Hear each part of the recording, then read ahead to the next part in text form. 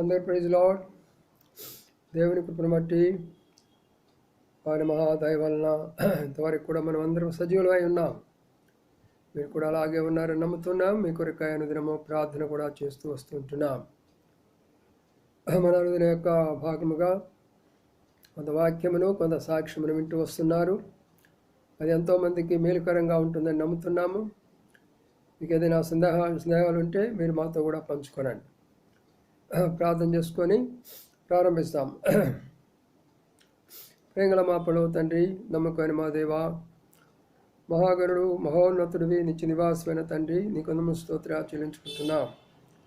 రాత్రంతా కాపాడారు, భద్రపరిచారు, ఉదయకాలం సజీవులుగా ఉంచారు. నీకు వందనములు స్తోత్రాలు ప్రభా. ఉదయకాలం యొక్క ధ్యానం కొరకై, వాక్యం కొరకై, సాక్ష్యం కొరకై మేము సిద్ధపరచండి.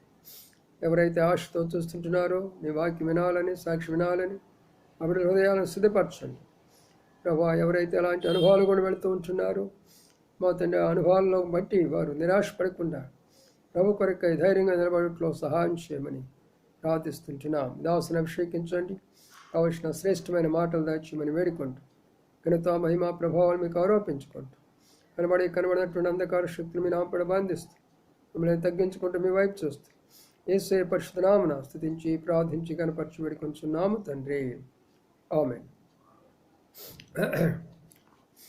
రండి, పరిశుద్ధ గ్రంథములో నుండి 2 మాటలు చదువుకుందాం. యెషయా గ్రంథము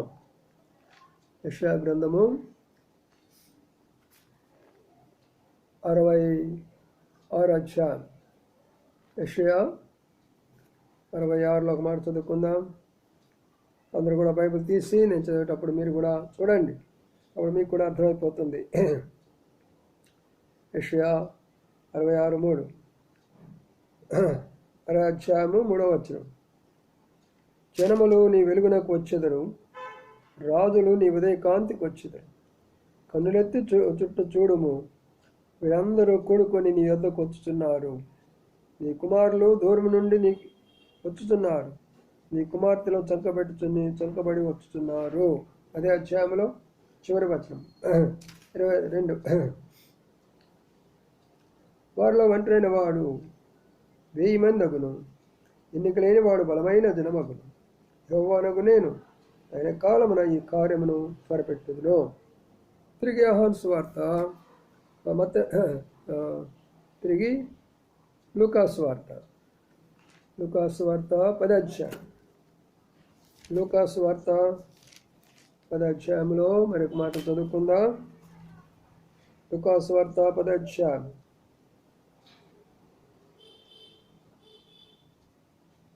10వ అధ్యాయము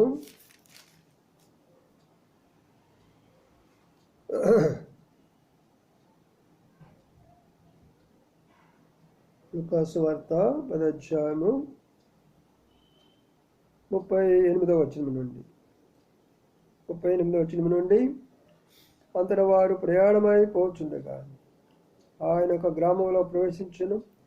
మార్తను ఒక స్త్రీ ఆయనను తన ఇంట చేర్చుకొనెను. ఆమెకు మరియను సహోదరుండెను. ఈమె యేసు పాదముల వద్ద కూర్చుండి ఆయన బోధను వినుచుండెను. చాలు, చదవని లేఖన భాగాలను ప్రభాషించి దీవించునుగాక. పిల్లారా, ఇక్కడ 2 విషయాలు మనం చదువుతూ వచ్చినాం. ఇక్కడ ప్రభువు యేసు క్రీస్తు వారు ఒక గ్రామానికి వెళ్ళాడు, బేతన్ అనే గ్రామానికి.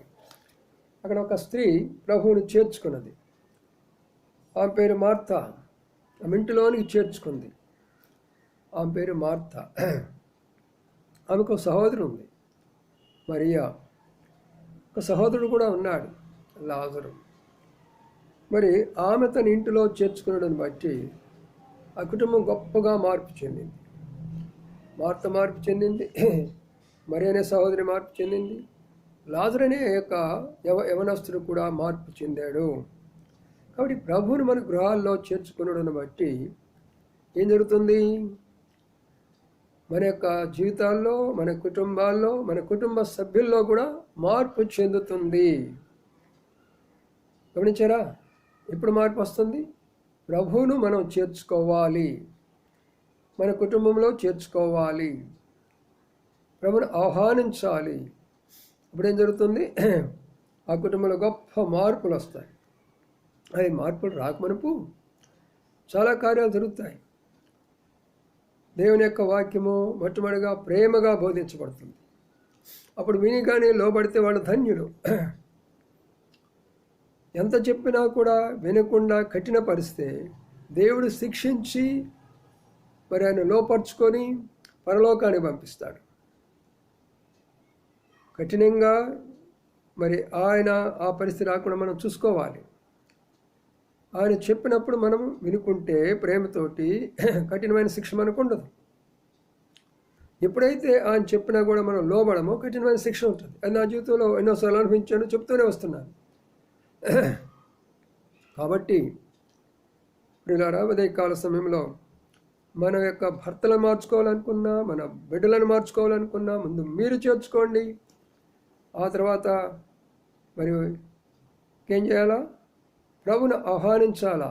అప్పుడు మాత్రమే ప్రభు కార్యం జరుగుతుంది. రెండో విషయాన్ని మనం చూస్తున్నాం యెషయా గ్రంథంలో.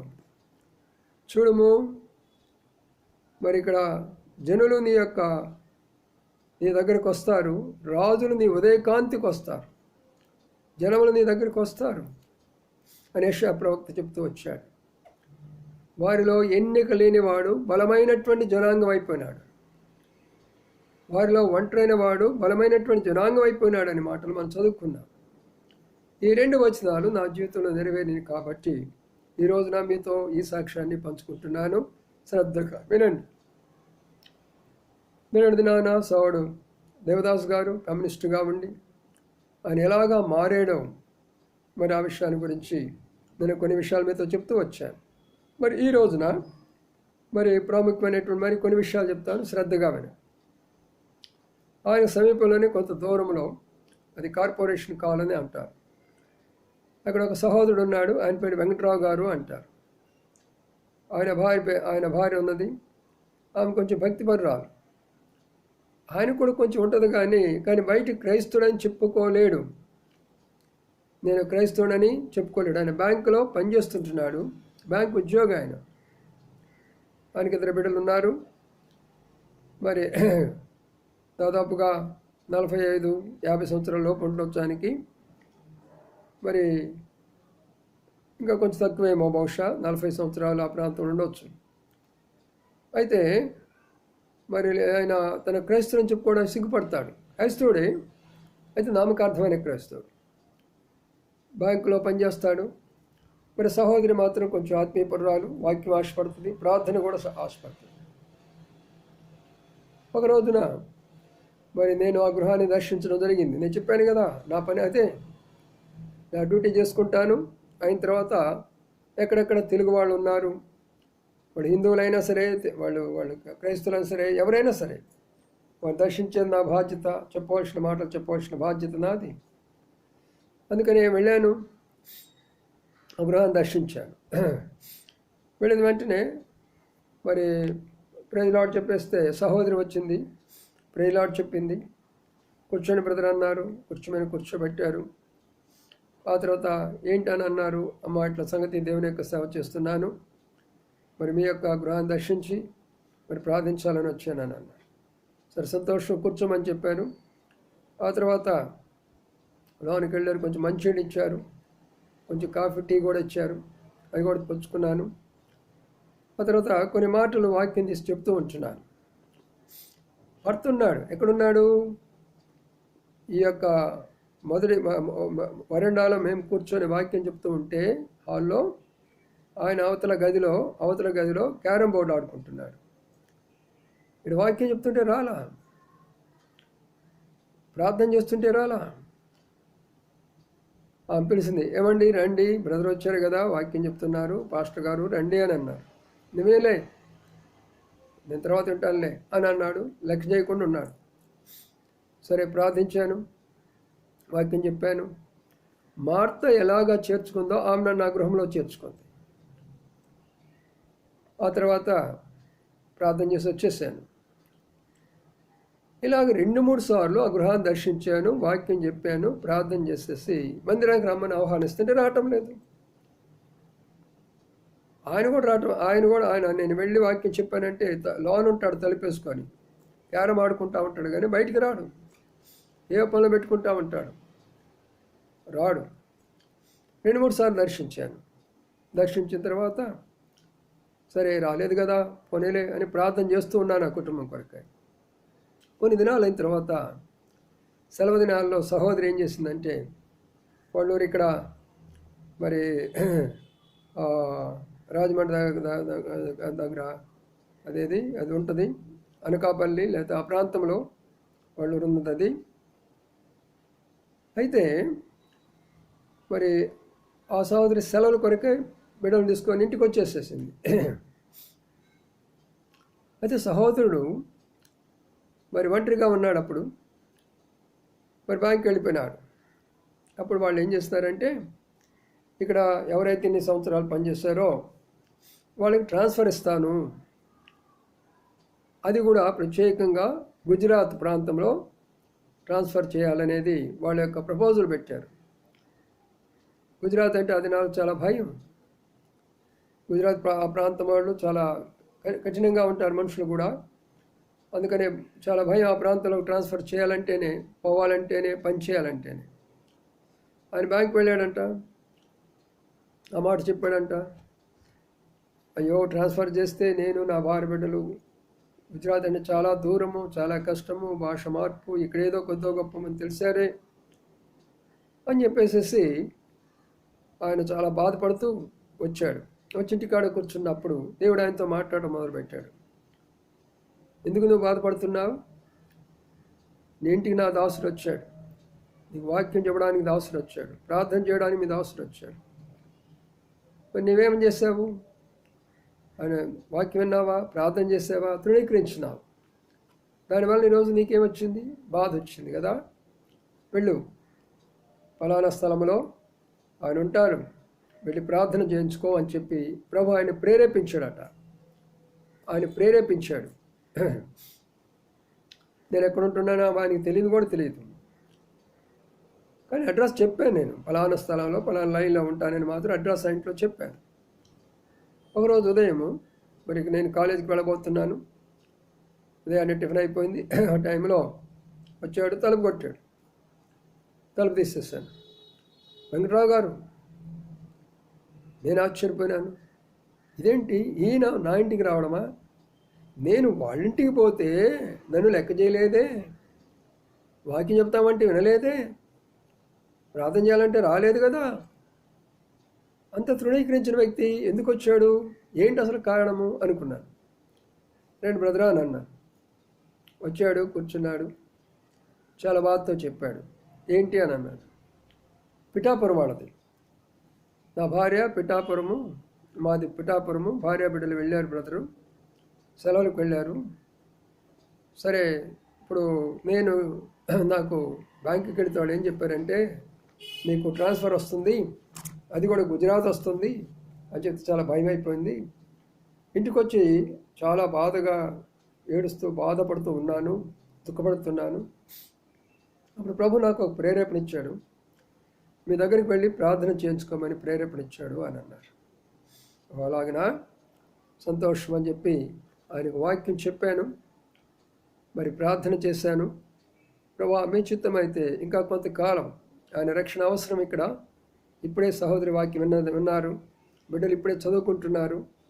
ప్రభా కొంతకాలం మీ చిత్తమైతే నాగ్పూర్లో ఉంచండి అని ప్రార్థన చేశాము. నేను వచ్చేసాను, ప్రార్థన చేసుకున్నాడు, వెళ్ళాడు. నేను కాలేజీకి వెళ్ళిపోయాను. మరి సాయంకాలం వచ్చేసాడు, డైరెక్ట్ నా దగ్గరికి వచ్చాడు.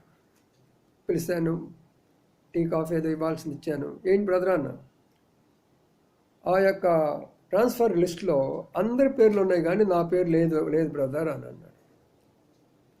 అందరి పేర్లు ఉన్నాయి కానీ నా పేరు లేదు అని అన్నాడు. చాలా అద్భుతమైనటువంటి సాక్ష్యం కదా. అప్పుడు అన్నాను, ప్రభు మన ప్రార్థన ఆలకించాడు. నీవు ప్రభుని తృణీకరించినప్పటికి కూడా ప్రభు నిన్ను తృణీకరించలేదు. కాడికి మీదట నువ్వు నమ్మకంగా ఉండు, యథార్థంగా ప్రభు కొరకు నిలబడు, క్రైస్తుని అనిపించుకోవడానికి సిగ్గుపడగాకు, ప్రభు కొరకే సాక్షిగా ఉండు. బ్యాంకు కాకపోతే ఇంకొక ఉద్యోగం ఇస్తాడు మనకు, కాబట్టి నా సాక్ష్యాన్ని కొన్ని విషయాలు పంచుకొని తర్వాత ఆ విషయాలు చెప్పిన తర్వాత చాలా సంతోషించాడు. అన్నా నీకు ఇబ్బంది లేదు, కావాలంటే సిస్టర్ వచ్చే లోపల మీకు ఏదైనా ఇబ్బంది ఉంటే ఇంట్లో వచ్చి భోజనం చేసుకో, ఇక్కడ మనం ఎక్కడే ఇంట్లో భోజనం చేసుకోవచ్చు, మీరు అక్కడ ఏదైనా ఇబ్బంది ఉంటే అని కూడా చెప్పాను నేను. లేదు బ్రదరు, నాకు ఉందాలో అక్కడ నేను ఏర్పాటు చేసుకున్నాను, అదే ఇబ్బంది లేదు అని చెప్పాడు. ఆ తర్వాత ప్రతిరోజు సాయంకాలం వస్తాడు స్కూటర్ వేసుకొని, మేమిద్దరం కలిసి సువార్తకు వెళ్ళిపోతాం. మేమిద్దరం కలిసి ప్రతి మీటింగ్ పెట్టేసి వస్తాం. నేను వాక్యం చెప్పినప్పుడు ఆయన తర్జుమా చేస్తాడు. నాకు మంచి తర్జుమాగా తయారవుతూ వచ్చాడు. అనేక స్థలాలకు తీసుకొని వెళ్ళాను, వాక్యం అందిస్తూ వచ్చాను, దానికి తర్జుమా చేపిస్తూ వచ్చాను. ఆ తర్వాత పరిసంతా వాతావరణం మారిపోయింది. ఇంతలో ఇక సిస్టర్ తిరిగి వచ్చేసింది బిడ్డలతో పాటు. ఏంటి అంటే అప్పుడు ఆయన సాక్ష్యం చెప్తూ వచ్చాడు. ఆమె ఆశ్చర్యపోయింది. మీరా అని అన్న. అవును, నేను బ్రదర్తో కలిసి ఇట్లా సేవ చేస్తున్నాను, ప్రతిరోజు వెళ్తున్నాం మేము, మరి తప్పనిసరిగా అనేక స్థలాలకు వెళ్ళాము, అనేకులకు వాక్యం అందిస్తున్నాము, మరి ప్రార్థన ద్వారా అనేకులు రక్షించబడుతుంటున్నారు. దేవుడు ఒక అద్భుతం చేశాడు, నా ట్రాన్స్ఫర్ ఆఫ్ చేసేసాడు, అప్పటి నుంచి నేను దేనికి భయపడలేదు అని చెప్పి సాక్ష్యం చెప్తుంటే సిస్టర్కి ఎంత సంతోషమైపోయిందో, ఎంత ఆనందమైపోయిందో. అవునండి అనేవాడు. అప్పటి నుండి అంతమంది సిస్టర్ చెప్పేది. ఇప్పుడు ఆయన చెప్పేవాడు, త్వరగా కానివ్వండి, ఆరాధన టైం అవుతుంది, త్వరగా కానివ్వండి, బైబిల్ స్టడీ అవుతుంది, త్వరగా కానివ్వండి, ప్రార్థన కూడిక అవుతుంది. అలాగా నాతో చదపనివారుగా కలిసి ప్రార్థన చేసి కలిసి సేవ చేసుకున్నారు. ప్రియమైన సహోదరి, నీ భర్త మారుతాడా, నా భార్య మారుతుందా, నా బిడ్డలు మారుతారని చింతలో ఉండి ఉంటావా? సాక్ష్యాలు వినం. ఇదేదో స్వస్థత జరిగే సాక్ష్యాలు కాదు, లేకపోతే ఏదో ఇంకొక రకమైనటువంటి యొక్క కార్యాలు కాదు. దేవుడు ఒక బిడ్డలను రక్షించేటటువంటి మంచి శ్రేష్టమైనటువంటి సాక్ష్యాలు, ప్రభు ప్రార్థనలు ఆలకించేటటువంటి సాక్ష్యాలు. అలాగ మేము కలిసి సేవ చేస్తున్న దినాల్లో ఒక సహోదరి నాకు లెటర్ రాసింది, తిరుపతి నుంచి ఒక లెటర్ రాసింది. ఆ సహోదరి అక్కడ తిరుపతి అసెంబ్లీకి వెళుతుంది, కానీ భర్త కమ్యూనిస్టు, దేవుడు లేడంటాడు, మరి దేవుడు అంటే నమ్మడం. ఆ తర్వాత ఎవరైనా దేవుని సేవకులు వచ్చినా కూడా వాళ్ళని అసహించుకుంటాడు, వాళ్ళని బాధిస్తాడు, వాళ్ళు వెంటబడతాడు. వాళ్ళకి దేవుని మరి చర్చికి ఒక గోడ మీద ఒక ఇల్లు అడ్డం ఉంటుందంట, ఆయన కూడా ఈనాడు అడుగు పెట్టడంట లోన, ఆ మాత్రం వెళుతూ ఉంటుందట. అలాంటి వ్యక్తికి మరి నాగ్పూర్ ట్రాన్స్ఫర్ అయిపోయింది. ఆయన బ్రదర్ రంగనాయకులు అంటారు, ఆయన పేరు బ్రదర్ రంగనాయకులు అంటారు. ఆ తర్వాత ఆయన అక్కడ ఒక ఇల్లు తీసుకొని అక్కడే ఒంటరిగా ఉంటున్నాడు, బిడ్డలు ఉన్నారు, కుమార్తె. అప్పుడు ఆ సహోదరి నాకు లెటర్ రాసి అక్కడ తిరుపతికి వెళ్ళేసి నా అడ్రస్ తీసుకొని ఒక లెటర్ రాసింది. ఆ లెటర్లో ఏముందంటే, బ్రదర్, నా హస్బెండ్కి అక్కడ ట్రాన్స్ఫర్ అయిపోయింది, మీరు ఒకసారి వెళ్ళి దర్శిస్తే మంచిది, మరి అలాగా ఆయన ఒకళ్ళకి తీసుకెళ్తే మంచిదేమో అనుకుంటున్నామని ఒక లెటర్ రాసింది. నేను మొదలై ఆత్మల కొరకు వెతుకుతున్నాను.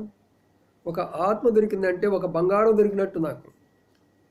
ఒక వ్యక్తి దొరికాడు, ఒక ఆత్మ దొరికిందంటే ₹1 కోటి దొరికినట్టు నాకు. ఆత్మ అంటే అంత విలువ, మొట్టమొదటి నుంచి కూడా ఆత్మల కొరకు అంత పోరాటం నా యొక్క జీవితంలో. అందుకనే ఉత్తరం చూసుకున్నాను, సంతోషించాను. సాయంకాలం మన సహోదరుడు వెంకట్రావు గారు ఉన్నారుగా, ఆయన కూడా బ్యాంకే కదా, మరి ఈయన కెనరా బ్యాంకు, మరి ఆయనేమో మరొక బ్యాంకు. కాబట్టి మరి ఇంకో బ్రదర్ ఉన్నారు, బ్యాంకులో పనిచేసే ప్రసాద్ గారు అని ఉన్నారు, ఆ బ్రదరు. మేము ముగ్గురం కలిసి, వెంకట్రావు గారు, ప్రసాద్ గారు, నేను కలిసి ఆ లెటర్ తీసుకొని రాత్రి 10 ఆ ప్రాంతంలో మరి రంగనాయకుల గారి యొక్క గృహానికి వెళ్ళాను. గృహానికి వెళితే ఆయన మమ్మల్ని చూసి, ఎవరు మీరు అని అన్నాడు. అయ్యా, నేను ఇట్లా సంగతి లెక్చరర్గా పనిచేస్తున్నాను, సేవ చేస్తున్నాను ఇక్కడ అన్నాడు. ఈ బ్రదర్ వెంకట్రావు గారు బ్యాంకులో పనిచేస్తున్నారు అన్న. ఆ బ్రదర్ ప్రసాద్ గారు బ్యాంకులో పనిచేస్తున్నారు. అట్లనా, రండి అని అన్నారు. కూర్చోబెట్టాను. ఏంటి సంగతి అంటేను, మరి సిస్టర్ ఒక లెటర్ రాశారు మిమ్మల్ని గురించి, మిమ్మల్ని చూసి దర్శించి ప్రార్థించి వెళ్ళిపోదామని వచ్చామని అన్నారు. పిచ్చిది అది. ఎప్పుడు ఇంకా వేరే ఉండదు, ఎక్కడ పోయినా కూడా ఇదే అది, పాస్టర్లు, ప్రార్థన, బైబిళ్ళు, ఈ పిచ్చి తప్ప ఇంకేముండదు కదా. సరేలే వచ్చారుగా ప్రార్థన చేసుకోండి అని అన్నాడు. సరే కొంచెం వాక్యం కూడా చెప్దామని అన్నాడు. నాకు టైం లేదు, వేరే పనులు ఉన్నాయి, నేను ఇప్పుడే వచ్చాను వాక్యం అని అంటున్నాను. లేదు కొంచెం వాక్యమేనండి అని చెప్పేసి మరి కూర్చోబెట్టేసి కొన్ని మాటలే, ఎక్కువసేపు చెప్పలేదు, కొన్ని మాటలు చెప్పాను. మిగతాదంతా కూడా ప్రార్థనలో చేశాను. అయిపోయిన తర్వాత అప్పుడు ఒక మాట చెప్పాడు, మళ్ళా నేను తిరిగి ఆంధ్రాకి వెళ్ళిపోతున్నాను, మరి నాకు ట్రాన్స్ఫర్ ఆంధ్రా నుంచి ఇక్కడ తిరుపతి ఇక్కడి నుంచి వచ్చాను, మళ్ళీ నేను ఇక్కడి నుంచి వెళ్ళిపోతున్నాను ఆంధ్రాకి అని చెప్పాడు. అప్పుడు మరి ఎందుకు ఇప్పుడే కదా మీకు ట్రాన్స్ఫర్ అయిపోయింది, ఆంధ్రాకి ఎందుకు వెళ్ళాలనుకుంటున్నారు అని అడిగాను. అంటే ఆయన చెప్పినటువంటి మాట ఏంటంటే, ఇక నాకు ఇద్దరు బిడ్డలు ఉన్నారు, వారి అడ్మిషన్ కొరకే నేను ట్రై చేశాను. ఒక అబ్బాయినేమో స్కూల్లో చేర్చాలనుకున్నాను, ఒక అమ్మాయినేమో కాలేజీలో చేర్చాలనుకున్నాను. మరి అక్కడ 2 స్థలాలు నాకు అడ్మిషన్ దొరకలా, అందుకని వాళ్ళని తీసుకెళ్ళి ఆంధ్రాలో చేరుస్తాను, ఆ తర్వాత మళ్ళా నేను కూడా ఆంధ్రాకి వెళ్ళిపోతాను అని అంటాడు. అప్పుడు నేను అడిగాను, ఏ స్కూల్లో మీరు చేర్చాలనుకున్నారు అని అన్నాను. సరస్వతి విద్యాలయంలో అని అన్నారు. సరే మరి ఏ కాలేజీలో అమ్మాయిని అని అంటే ఎల్ఏడి కాలేజీ అని అన్నారు. అంటే లేడీస్ అంటే చాలా పెద్ద కాలేజ్ అది.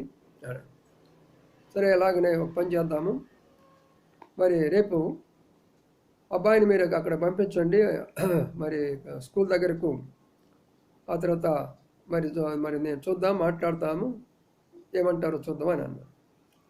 అంతకుముందు ఆయన బ్యాంకు ఆఫీసర్ కదా, వాళ్ళ మేనేజర్తో కూడా రికమెండేషన్ పెట్టించాడంట ఆ సీట్ కొరకాయ. మేనేజర్తో రికమెండేషన్ పెట్టినా కూడా కార్యం జరగలేదట. సరే నేను వెళ్ళాను, మేడం గారితో కూర్చున్నాను. అక్కడ ఉన్న అడ్మినిస్ట్రేటివ్ సౌత్ ఇండియా స్కూల్, అది సరస్వతి విద్యాలయం అంటారు, శంకర్ నగర్ చౌక్లో ఉంటుంది. అప్పుడు మేడం గారితో మాట్లాడి, ఇట్లా ఒక సార్ మరి ఆంధ్రా నుంచి ట్రాన్స్ఫర్ అయ్యారు, మరి బ్యాంకులో పనిచేస్తారు మేడం, వాళ్ళ అబ్బాయికి ఇక్కడ మనకు ఇది కావాలి, అమ్మాయికి మరి అది చదువుకుంటారు వాళ్ళు ఇక్కడ మన స్కూల్లో, మరి సీట్ ఇస్తారా అని అన్నాను. వాళ్ళు ఆల్రెడీ అప్లై చేశారంట, మరి సీట్ విషయం ఏంటి మేడం అని అన్నాను. అప్పుడు నన్ను అంతమంది బాగా పరిచయం ఆమెతోటి. నాకు ఇంకొక బ్రదర్ కూడా ఉన్నాడు, ఆంజనేయులు గారు అని, వాళ్ళ ఇంటి ప్రక్కనే ఉంటాడు, ఆయన కూడా ఒక మాట కూడా చెప్పాడు ఆమెతోటి. అప్పుడు సరే సార్, వాళ్ళు సౌత్ ఇండియా అంటున్నారు, బ్యాంకులు అంటున్నారు కదా, మంచిది, ఇదిగో అప్లికేషన్ తీసుకెళ్ళి పూర్తి చేసేయండి అని అన్నారు. వెంటనే అప్లికేషన్ పూర్తి అయిపోయింది, వెంటనే సబ్మిట్ చేసాము. ఆయనతో చెప్పాము, బ్రదర్ ఇక మీరు ఫీజు కట్టేసేసేయండి, అడ్మిషన్ అయిపోయిందని చెప్పారు. ఆయన ఆశ్చర్యపోయినాడు. నేను ఎంత ప్రయత్నం చేశాను, ఎన్ని రికమెండేషన్లు పెట్టాను, ఎన్నిసార్లు అడిగినా కూడా నాకు రాలేదు. బ్రదర్ ప్రార్థన చేశాడు, వెళ్ళాడు, ఒక మాట అడిగితే వచ్చింది. అంటే ప్రార్థనలో ఇంత శక్తి ఉంటుందా అని గమనించాడు. అప్పుడు సరేనన్నాడు, బిడ్డలను చేర్చుకున్నాడు, ఆయన ట్రాన్స్ఫర్ ఆగిపోయింది. ఆ తర్వాత ఆయనలో బలమైన విశ్వాసం వచ్చింది. అది రెండవది, ఆయన అక్కడ లేడు, కుమార్తె ఉంది, అమ్మాయిని పంపించారు కాలేజీకి, ఎల్ఏడి కాలేజీకి పంపించారు. నేను ఎక్కడే కూర్చున్నాను ప్రిన్సిపల్ గారితో. ఆ ఎల్ఏడి కాలేజీలో నేను గెస్ట్ లెక్చర్గా ముందుగానే పనిచేస్తాను, ఇంతకుముందే చెప్పాను నేను. కాబట్టి నాకేమది కొత్త విషయం ఏం కాదు కదా. మరి ప్రిన్సిపల్ గారితో మాట్లాడాను, మేడం గారు ఇట్లా పరిస్థితి, అమ్మాయికి ఇంటర్లో సీట్ కావాలా అని అన్నాను. సరే అప్లికేషన్ తీసుకొని పూర్తి చేసి పెట్టమని చెప్పేశారు. కాబట్టి మరి ఆయన తిరిగి ఆయన పని చూసుకొని వచ్చినప్పటికీ 2 అడ్మిషన్లు అయిపోయినాయి. ఆయన ఆశ్చర్యపోయినాడు, ఏంటిది, చాలా ఆశ్చర్యకరంగా ఉంది. నేను ఎంతోమంది పాస్టర్లు చూశాను, వాళ్ళ మామయ్య గారే చాలా భక్తిపరుడు, చాలా వాక్యం చెప్తాడు, మరి మంచి సంఘానికి అక్కడ వెళ్తాడు నెల్లూరులో, ఆ సంఘంలో ఆయన పెద్ద, ఎంత అనుభవం గలవాడు. ఎన్నోసార్లు చెప్పినా కూడా వినలేదట, ఆ మాటలు కూడా పట్టించుకునేవాడు కాదంట. మరి అలాంటి యొక్క పరిస్థితి ప్రభు మార్చివేస్తున్నాడు. అప్పుడు ఆయనలో బలమైన విశ్వాసం వచ్చేసింది. అంతేకాదు సహోదరి కూడా వస్తూ వస్తూ చాలా ఆ యొక్క నిమోనియా ప్రాబ్లంతో వచ్చింది. ప్రాబ్లంతో మరి వచ్చినప్పుడు అప్పుడు మేము ప్రార్థన చేస్తూ వచ్చా. ఒక అద్భుతమైన స్వస్థత ప్రభు కలిగజేసినారు. ఇవన్నీ చూసిన తర్వాత ఆయన ఎంత బలమైనటువంటి విశ్వాసం ఏంటంటే ఇక బ్యాంకు మందిరము ఎంతవరకు ఎదిగిపోయినాడంటే షార్ట్ పీరియడ్లో మంచి వాక్యం చెప్పే వర్తమానికుడిగా ఎదిగిపోయినాడు. ప్రార్థన చేయటమే కాదు, ఆరాధన చేయటమే కాదు, నాతో పాటు సేవకు రావడమే కాదు, నాతో పాటు కలిసి వాక్యము చెప్పేవాడు. ఆఖరికి వాళ్ళ ఇంటిలోనే ప్రార్థన కూడిక మొదలుపెట్టేసి ప్రతి శుక్రవారం కూడా అక్కడ ప్రార్థన జరిగిస్తూ ఉండేవాడు. ప్రియులారా, ఎలాంటి వ్యక్తులను దేవుడు ఎలాగా మార్చినాడో. వారిలో ఒంటరైన వాడు 10,000 అవుతాడు, 10,000. ఆ తర్వాత ఎన్నిక లేనివాడు బలమైన జనం అవుతుంది. ఇప్పుడు బలమైన జనమే ఎవరు పట్టినా సంఘంలో ఎలాంటి వారు, అటు ఎయిర్ ఫోర్స్ వాళ్ళంతా బలమైన వాళ్ళే, నేవీ నుంచి వచ్చిన వాళ్ళంతా బలమైనటువంటి వాళ్ళే. డైరెక్టర్ మైక్రోవేవ్స్ ఆయన, మరి మోహన్ సింగ్ గారు మరి జ్యుడిషియల్ మెంబర్ ఆయన, వీళ్ళందరూ బ్యాంక్ ఆఫీసర్స్, వీళ్ళు బలమైన జనాంగం. నేను యవనస్తుడిని, ఇంకా వివాహం కూడా కాలా, మా అయితే 30, 31, 32 ప్రాంతాల్లో ఈ కార్యాలన్నీ కూడా జరుగుతున్నాయి. ప్రియమైనటువంటి దేవుని బిడ్డలారా, మరి ఆ మార్త ప్రభుని చేర్చుకున్న కారణం చేత ఎంత అద్భుతమైన కార్యం జరిగింది ఆ ఇంటిలో. అలాగే మీరు ప్రభువును చేర్చుకుంటే, దేవుని వాక్యాన్ని చేర్చుకుంటే, దైవ సేవకులను, నిజమైన దైవ సేవకులు మీరు చేర్చుకుంటే ఎన్నో అద్భుత కార్యాలు మీ గృహాల్లో చూస్తారు. చింతపడగాకండి, దిగులు పడగాకండి. వీళ్ళు మారుతారా? వీరి జీవితం మారుతుందా? నా భర్త మారుతాడా? నా భార్య మారుతుందా? నా బిడ్డలు మారుతారా? వీళ్ళు ఇంత కఠినమైనటువంటి వాళ్ళ, ఇది అవుతుందా అని అనుమానం వద్దు. ప్రభు అందరిని మారుస్తాడు. ఇంకా చాలామంది సాక్ష్యాలు, అద్భుతమైన సాక్ష్యాలు ఉన్నాయి, అవి పంచుకుంటూ వస్తాను. అలాగా ఒక మంచి గొప్ప సంఘాన్ని అక్కడ ఏర్పాటు చేసాము. చుట్టుపక్కల గ్రామాలకు విస్తరించింది.